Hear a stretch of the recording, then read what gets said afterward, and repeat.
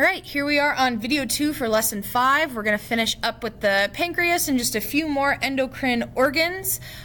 We finished off talking about how the pancreatic islets have beta and alpha cells, so we'll get into the details about that now. So insulin is an extremely important hormone that you've probably already heard about because it's really one of those things when we talk about diabetes, you hear that word insulin. So insulin is released when you have high levels of glucose in your blood. And let's just review really quickly what glucose is. Glucose is basically blood sugar, and this is what you get from food. So if you eat a slice of pizza, that pizza is going to get broken down by your digestive system, and you're going to get some glucose out of that, some blood sugar. Ultimately, the goal of getting this glucose is to create ATP from it, and ATP is the energy we use from everything to muscle contractions, to doing all of the metabolic things within your body. So glucose, when it's high in the blood, so right after you eat a meal, you're going to have high blood glucose levels.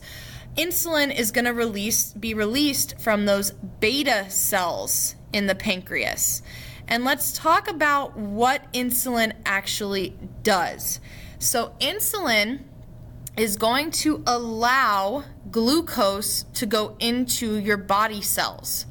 And when it goes into your body cells, then your body cells can use it to make ATP energy. We have to get it from the blood into cells in order to use it, and that's what insulin does.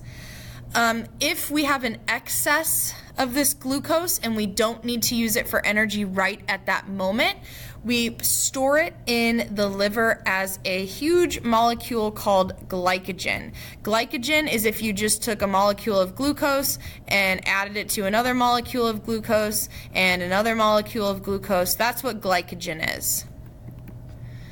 Glucagon works antagonistically or opposite of insulin. So this is when you have low blood sugar. So if you went to school and you forgot to eat breakfast, you're going to have low blood sugar by like 10 o'clock in the morning because you didn't eat anything. So glucagon is going to be released from the alpha cells. Okay, remember insulin is beta cells. Glucagon is going to be alpha cells. Glucagon goes to the liver. Liver is where we stored that glycogen. So when we had too much glucose, remember we stored it as glycogen in the liver. Glucagon is going to go to the liver and break down the glycogen that you stored up earlier. That's going to break down into glucose, and then we'll release it into the blood where then our body cells can use it. This picture right here, okay, super important picture.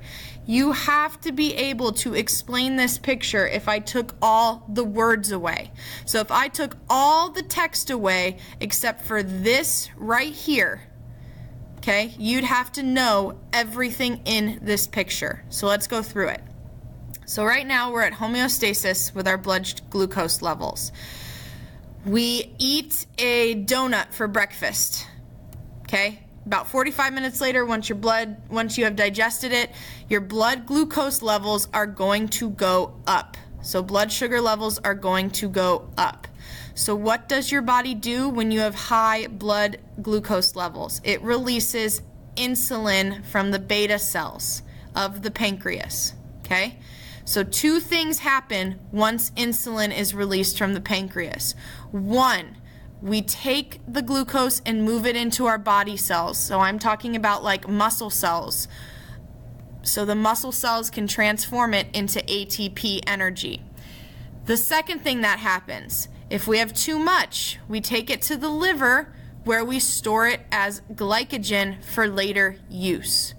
So we can either put it in our body cells for immediate ATP energy usage, or we can store it in the liver as glycogen. Once we take the glucose and put it into the body cells and put it into the liver, then we're going to go back to homeostasis and be at our normal level. Opposite. You woke up, you're late for school, oh my gosh, can't eat breakfast, didn't even pack myself a lunch because I didn't think about it because I was running so late. So by the end of the school day, that blood sugar is low because you haven't eaten anything. So what do? The pancreas releases glucagon from the alpha cells. What glucagon does is it travels to the liver. See the connection? Liver down here, liver up here. We just talked about this. We store the excess glucose as glycogen in the liver so that when your blood sugar levels get low, that glucagon can go to the liver, break down that excess glycogen, and release glucose into the bloodstream and bring it back up to homeostasis. Okay? If you need to rewatch this, please do, but like I just said, this is like flashing lights, super, super important concept, okay? All right, now we're moving on to the pineal gland, also called the pineal body, found in the brain. We're not 100% sure exactly what it does yet. We do know that it helps to release melatonin. This is going to help with your sleep cycles. So when it starts to get night out, we start to naturally release melatonin, we start to get drowsy, and we go to sleep. Once the sun rises, we stop releasing melatonin so that we wake up. If you go to like a Walgreens or a pharmacy, you can get melatonin tablets over the counter as a natural sleep aid. Okay, and here is our pineal body. Ooh, there it is, right in our diencephalon. The thymus gland. We talk about the thymus gland when we also get to our lymphatic system and our immunity system. Just know right now it's inferior to the thyroid.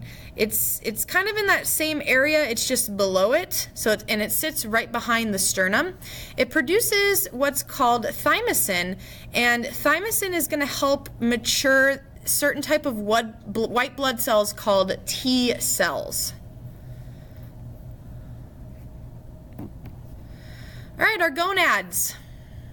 We talk about them more in detail when we get to the reproductive system. Right now, it's just important to know that the female gonads are the ovaries and the male gonads are the testes. And in the ovaries, you're going to be releasing two major hormones, estrogen and progesterone. Progesterone helps to bring about the menstrual cycle, and it also is found in placenta, which helps to quiet the muscles of your uterus so that you don't have any contractions while you're pregnant. Estrogen is your major female sex hormone. This is what's going to bring on even secondary sex characteristics like the maturation of breasts and hair in your pubic regions. Okay, here's just a picture of the ovaries. They're found right here. Okay, that's where all the eggs are held, or the ova.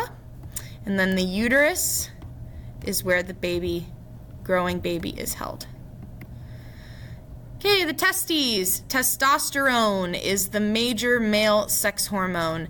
It starts getting pumped out really at puberty. This is when males are going to have that facial hair. They're going to have the lowering of the voice. They're going to have more of a sex drive. They're going to see their skeletal muscles start to get better. And hyposecretion of this can cause not only a man to be sterile, but a lot of fatigue and a lowered sex drive as well. People often go get testosterone shots if they have low T. Funny story really quickly. They used to have a gel that you could rub on your arm if you had low T, and it was a testosterone gel. And I don't think they sell it anymore because Grandpa would have the kids over and he'd be rubbing the low T gel on his arm, and all of a sudden they were seeing secondary sex characteristics in 5-year-old kids because they were around too much testosterone. So they no longer sell that anymore. Now you go get a testosterone shot. Okay, there's the testes. They hang outside of the body, and they are the major male sex gonads. All right, we have made it. We are done with the endocrine system. Please watch again if you need to make sure that you 100% know the pancreas and know how blood sugar levels are maintained. All right, now go ahead and complete your assignments. Thanks for watching.